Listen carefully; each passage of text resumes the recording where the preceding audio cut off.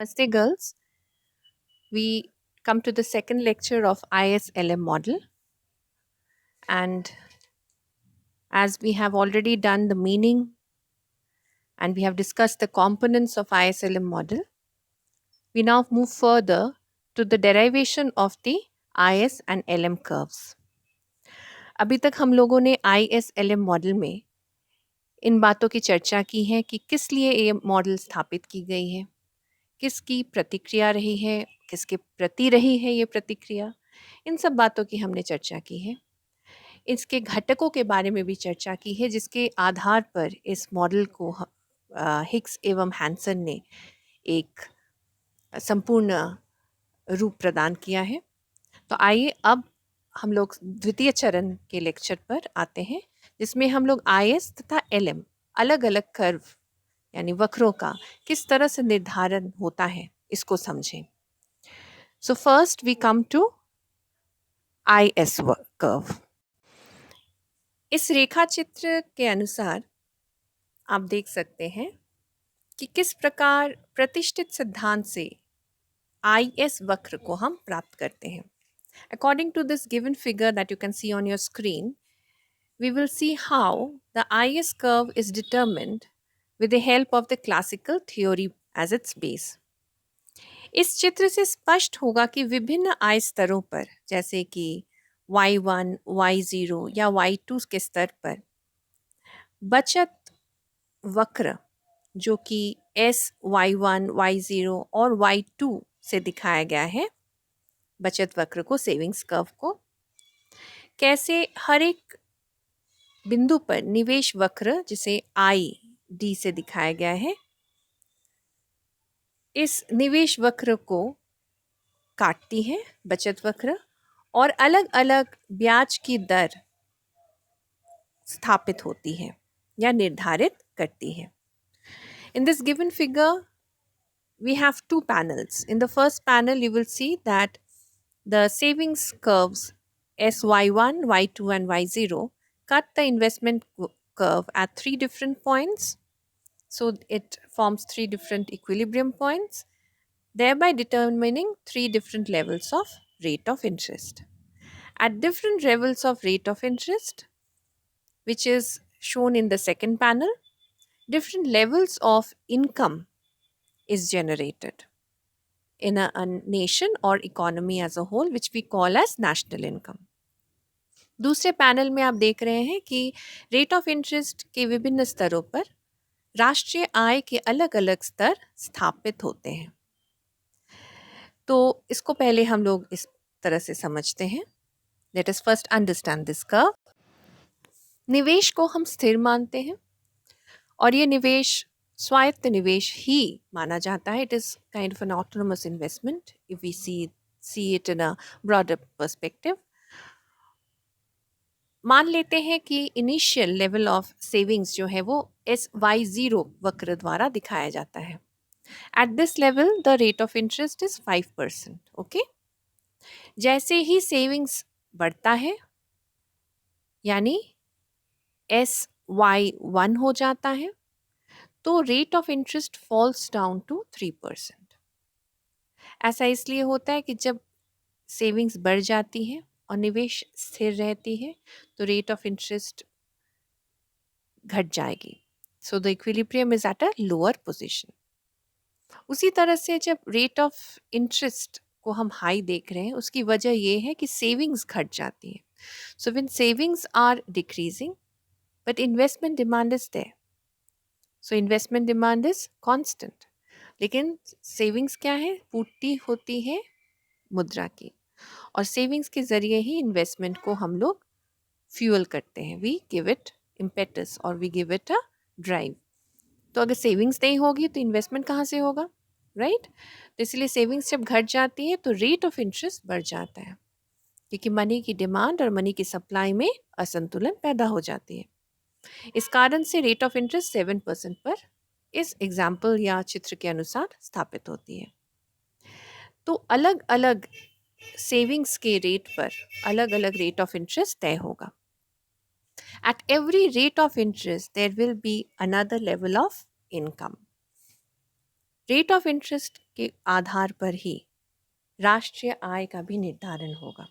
क्योंकि जब ब्याज दर, मान लीजिए ब्याज दर बढ़ता है तो निवेश का क्या होगा, नियोजित निवेश घटेगी, है ना। ब्याज दर जब 5 to 7% हो जाती है तो ऑटोमेटिकली इन्वेस्टमेंट के लिए डिमांड घट जाएगी, क्योंकि इन्वेस्टमेंट कॉस्टली हो जाएगा। और जब इन्वेस्टमेंट घट जाएगी तो समग्र मांग भी घटेगी, और इससे संतुलन बिंदु जो है इकोनॉमी का वो निम्न हो जाएगा।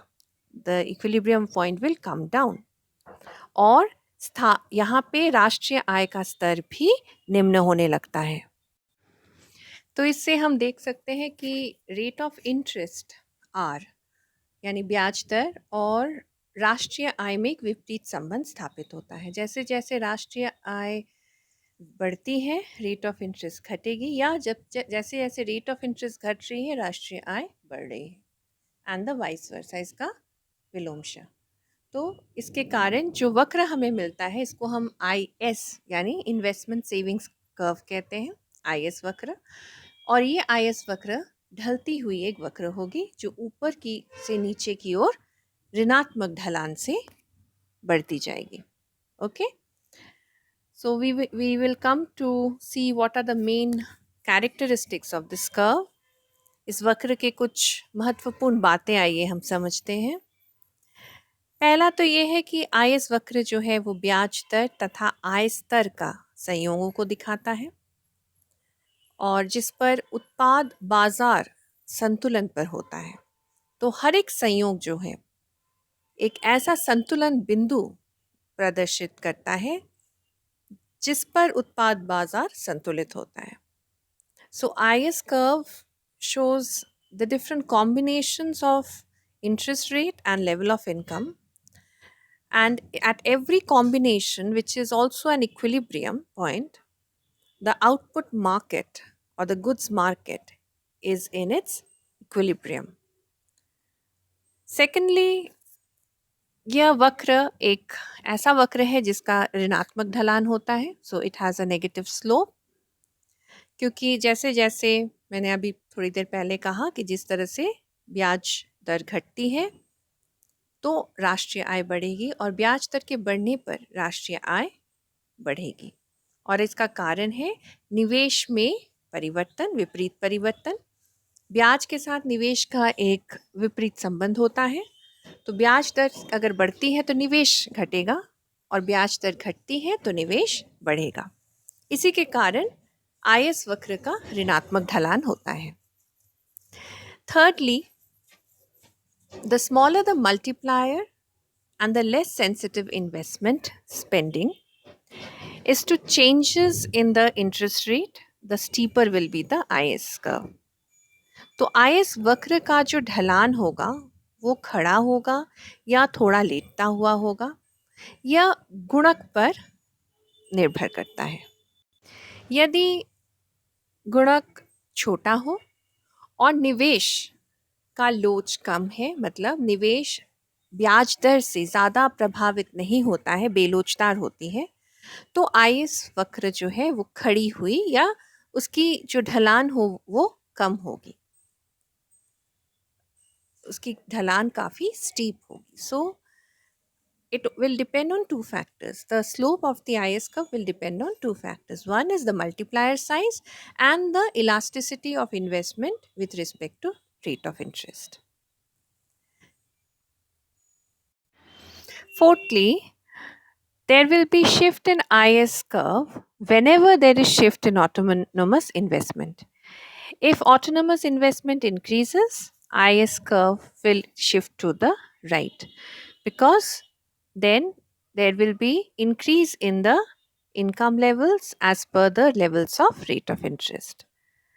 यदि कभी भी स्वतंत्र उपभोग या स्वतंत्र निवेश, जिसको हम स्वतंत्र व्यय भी कह सकते हैं, स्वतंत्र व्यय में अगर परिवर्तन आता है और इसमें वृद्धि होती है तो IS वक्र में भी बदलाव आएगी। बदलाव इस प्रकार से होगी कि IS वक्र दाहिनी ओर खिसक जाएगी, यानी IS के इन्वेस्टमेंट सेविंग्स लेवल जब बढ़ जाती है तो आईएस वक्र दाहिनी ओर शिफ्ट करेगी या खिसक जाएगी। आईएस वक्र के दाहिनी ओर में जितने सारे भी बिंदु होंगे संयोग के, वो सभी पूर्ति में आधिक्य उत्पाद बाजार में दिखाया गया। So whatever the excess in the goods market are there, excess in supply of goods in market are there, it is shown by the space or the area which is in the right hand side of the IS curve. Excess in demand is shown by the left area or left hand side area of the IS curve.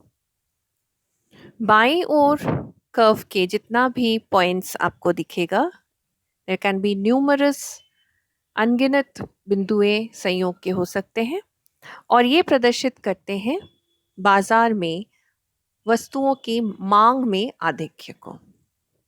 तो ये हुए हमारे आयस वक्र के विशेषताएं, कुछ important points. Let us come to the properties, इसके गुणों पर। पहला, जैसे हमने अभी डिस्कस किया, आयस वक्र का जो ढलान है वो ऋणात्मक है। ऊंचे ब्याज दरों पर निवेश घट जाती है और इसके कारण समग्र मांग भी घटती है और इसीलिए राष्ट्रीय आय का स्तर एवं संतुलन बिंदु निम्न होने लगता है। इसकी ढलान न केवल इस बात पर निर्भर करती है कि कितना रेट ऑफ इंटरेस्ट है, बल्कि इस बात पर भी निर्भर करेगी कि इन्वेस्टमेंट जो है वो ब्याज दर के प्रति कितना सचेत है, यानी what is the interest elasticity of investment, तथा गुणक का साइज या आकार कितना है। गुणक जितना छोटा होगा, निवेश जितना ब्याज दर के प्रति कम लोचदार होगा, इस आईएस कर्व की स्लोप उतनी ही स्टीप होगी या उतनी ही खड़ी होगी। अब आते हैं पोजीशन ऑफ आईएस कर्व को लेके। आईएस कर्व की पोजीशन को अभी हमने डिस्कस किया कि वो डिपेंड करेगा हमारे स्वतंत्र निवेश या व्यय पर। स्वतंत्र निवेश जितना अधिक होगा, आईएस कर्व दाहिनी ओर उतना ही खिसक जाएगा। अब हम आते हैं एलएम वक्र पर। Now let us come down to the derivation of the LM curve. चित्र जो आप देख सकते हैं अपने स्क्रीन पर, इस चित्र के द्वारा हम ये दर्शाते हैं कि केन्स के नकदी अर्थात तरलता अधिमान सिद्धांत से कैसे एलएम वक्र प्राप्त किया जाता है। So from this diagram we can show how we derive the LM curve from the liquidity preference theory of Keynes. यह एलएम वक्र हमें यह बताता है कि मुद्रा की मात्रा तथा विभिन्न आय स्तरों पर विभिन्न नकदी अधिमान वक्र दिए हुए होने पर विभिन्न आय स्तरों पर ब्याज की दरें क्या हो सकती हैं। Now what does this LM curve show us?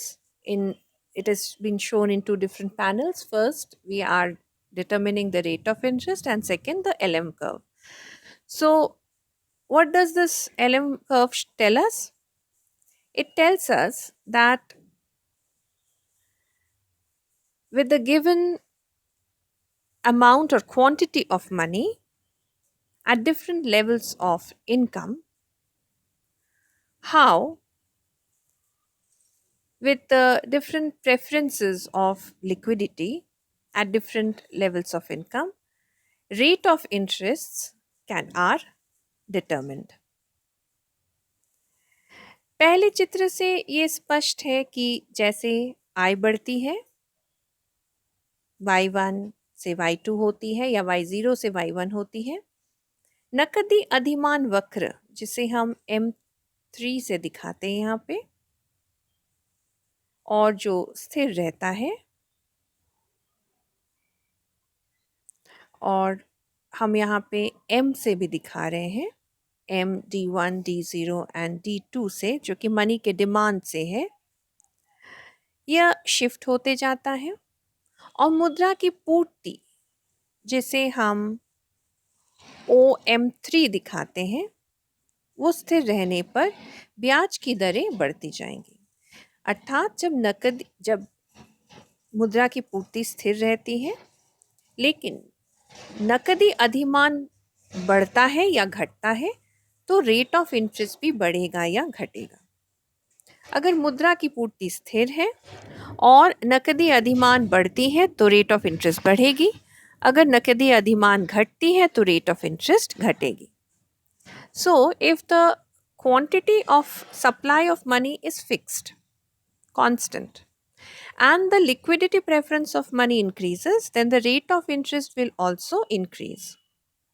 Okay, like from my0 to my1, it increases liquidity preference of money, so rate of interest increases from r0 to r1. In the similar way, if the liquidity preference of money decreases, then rate of interest will also decrease.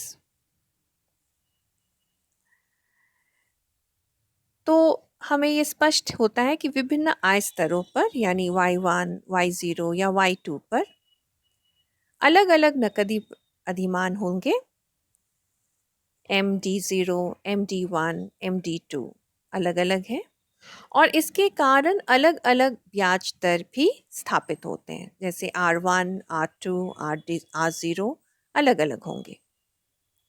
दूसरे panel में आप देखेंगे जिसमें हम LM वक्र को प्राप्त करते हैं।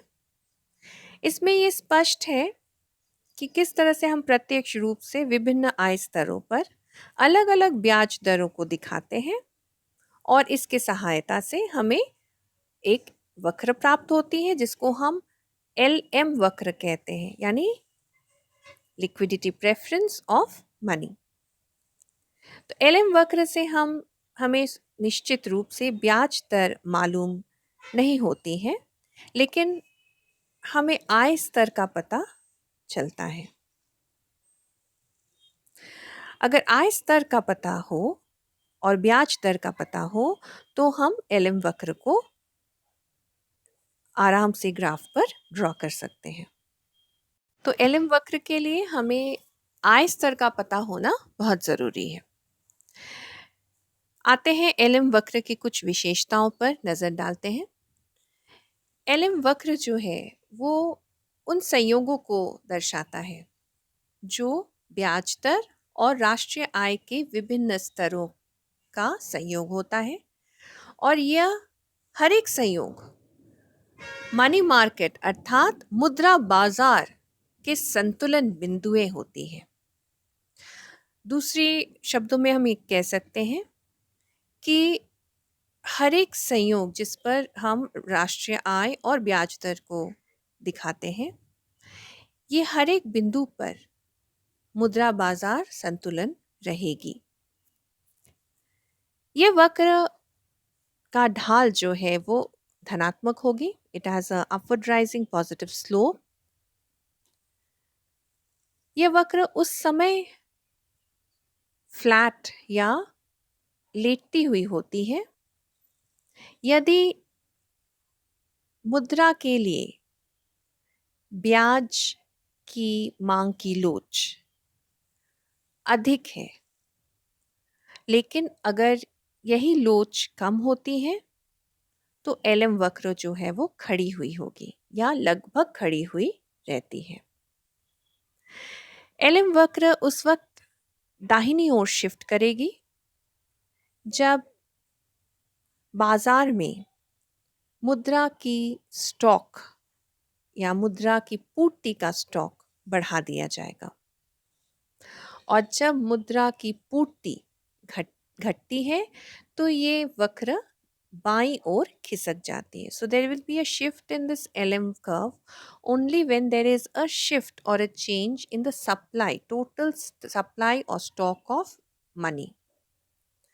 If the money supply increases, LM curve shifts to the right. Money supply decreases, it will shift to the left. आशा करती हूँ कि आपने इन दोनों वक्रों के डेराइवेशन को समझा है।